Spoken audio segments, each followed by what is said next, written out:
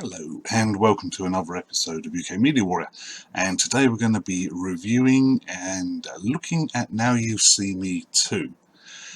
Not a particularly original title for a film, but then unfortunately it's not a particularly original film now. Now You See Me, the first one, I loved. A lot of people didn't, a lot of people gave it sort of reviews, but it was original. How many heist films can you think of where magicians are the ones that are doing the robbery? I couldn't think of any. So this is basically Ocean's 11 with street magicians, and that was really cool to me. I loved the magic, the effects, and none of it felt particularly way out magic. It all felt it could be done, and they explained a lot of how they did the tricks in that film. So although it didn't call out for a sequel, it was pretty well wrapped up at the end of that film. The bad guy was cool. The good guys, got their reward at the end. So it didn't need a sequel, but when I heard that a sequel was being made, I was quite excited. Now, there was a replacement. Isla Fisher couldn't do this film to reprise her role as Henley, so they got in Lizzy Caplan.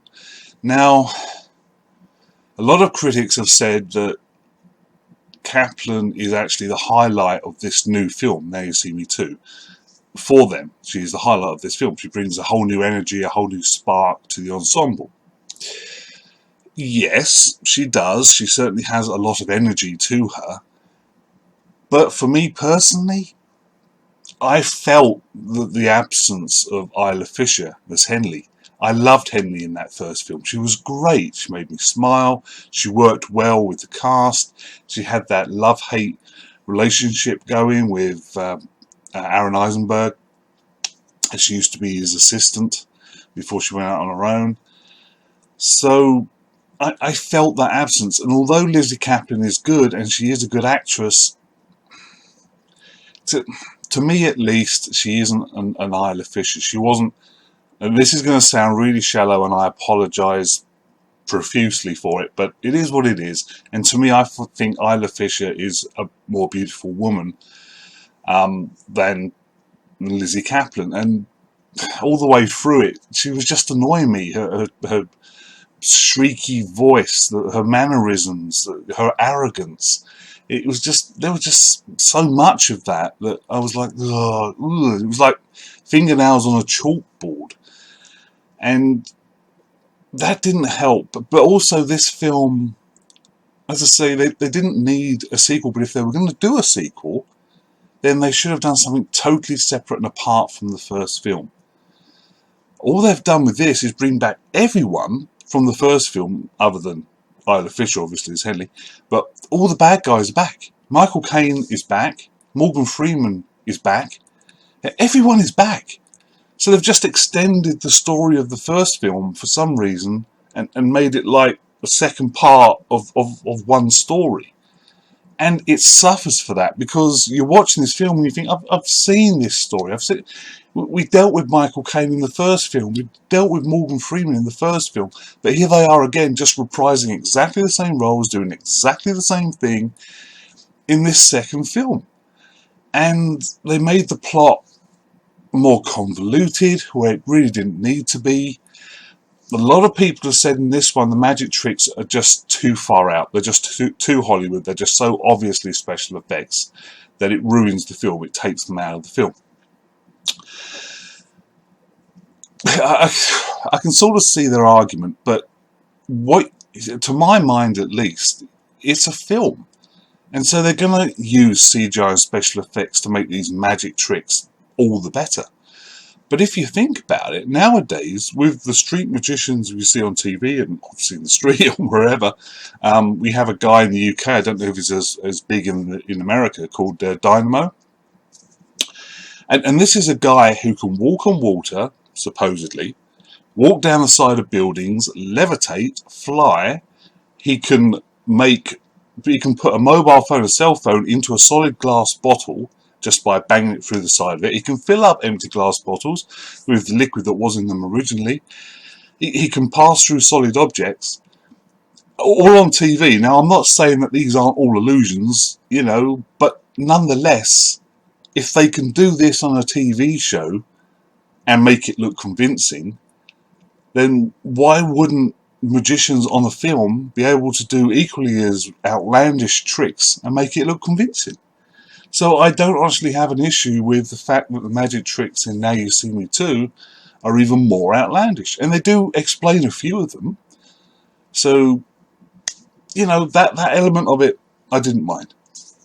But the film is slow. It is sluggish. And it's, as I say, if you've seen the first one, you're going to be watching this and you'll be thinking, I've seen this, I know it, I've done it. Okay, it's basically a retread of the first film. We're up against Michael Caine again, Morgan Freeman.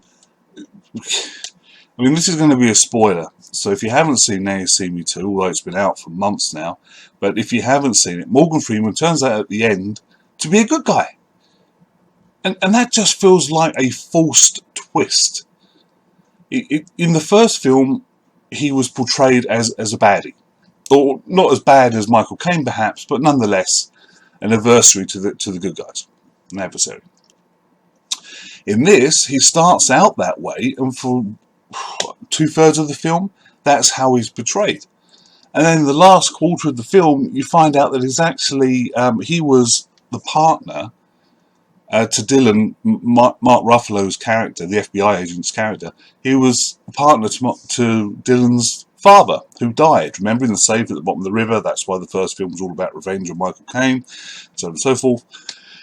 But yeah, so Dylan's father and Morgan Freeman's character were partners, and they thought that it would be a great idea if Morgan Freeman played this critic who was constantly harassing this magician, because it would make the magician look better and get more PR, more press. So obviously Morgan Freeman his character was equally as devastated by the death of Dylan's father as Dylan was. But nonetheless, Morgan Freeman didn't come forward at the time, didn't say anything to Dylan's character, to Dylan throughout all of his childhood, all of his adult life, all the way up to the point where he's like in his 40s now, or whatever Mark Ruffalo is.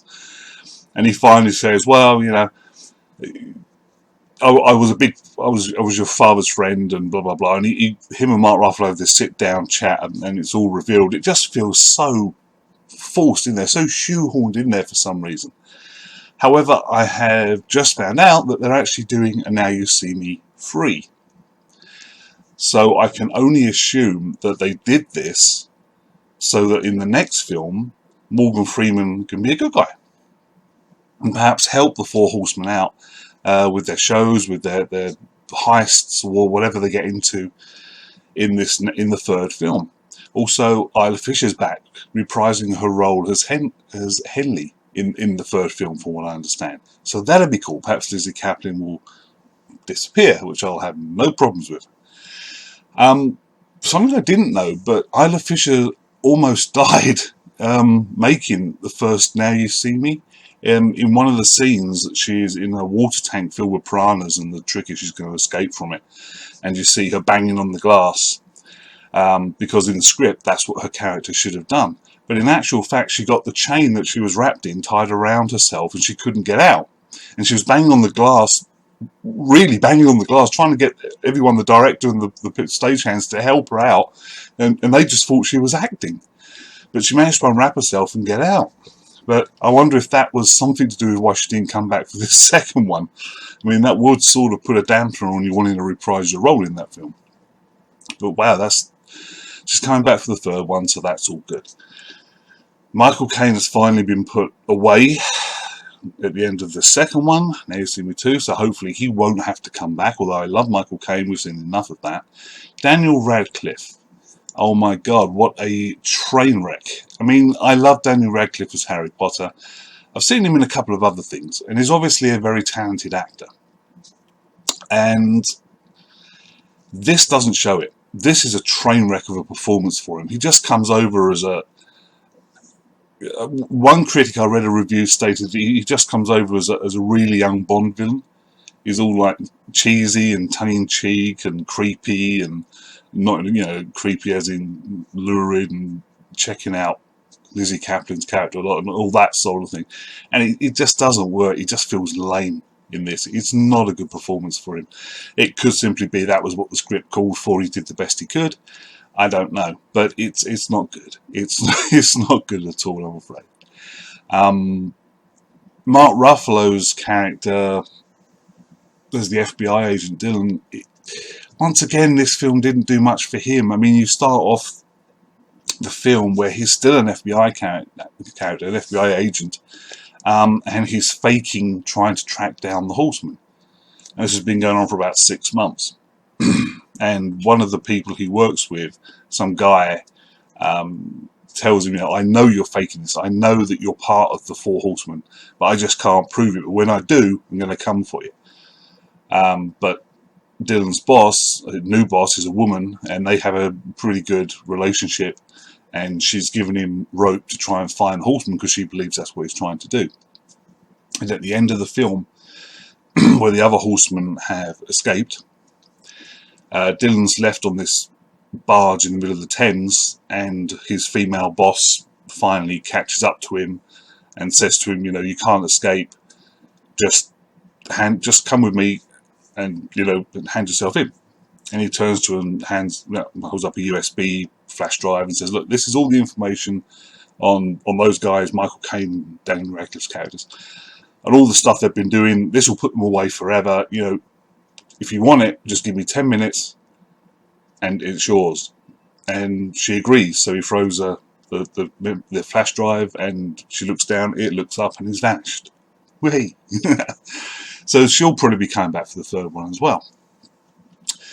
But the film ends almost pretty much the same as the first one. If you remember the first one, they all meet up at this fairground and they all jump on this Ferris wheel, whatever you call them, those carousels, as it starts spinning, and there's this bright light and they're welcomed into the eye. In this one, they're all walking down this long spiral staircase, and looking up the centre of it at the roof, there's this big glass window thing that's designed slightly like an eye. This is all supposed to be going on at Greenwich Observatory in London. Now, I've been to the Greenwich Observatory, and there is no way that any organisation could have had their hideout at the observatory. It's too small a building. It's like 4 or 5 rooms maybe on ground level. I don't know if there's anything below ground. There might well be. But they make it seem like, because it's actually labelled next to the door, Greenwich Observatory, and there's the dome on the top with the telescope in it. And they go inside, and it's all laid out for the eye's headquarters, or one of their headquarters. So that felt a bit weird to me, at least. It probably wouldn't make any difference to American audiences or other world audiences, but for me, a Brit who's actually been there, that felt, well, that really wouldn't work, because there's people in and out of the observatory all the time. How have they not noticed these people set up right there in the building? So, now you see me too. A failed attempt. I'm really hoping the third one is going to be a lot better. But for me, out of 10, I'm going to give it 6. Could have been better, should have been better. Rehashed too much of the first one. And I didn't like Lizzie Kaplan, I'm sorry. So that's it. I'm sorry it took so long for that one to come out, that review. We'll try and do a bit better in coming up. Ghostbusters, I'm hoping to be able to do within the next week. It's going to be a very controversial one, I'm sure, as every review on Ghostbusters seems to be controversial, no matter who you are or what you say. But thank you for listening. Hope you enjoyed this review. If you did, please subscribe to my YouTube channel or share it on your Facebook. Thank you very much. You guys take care.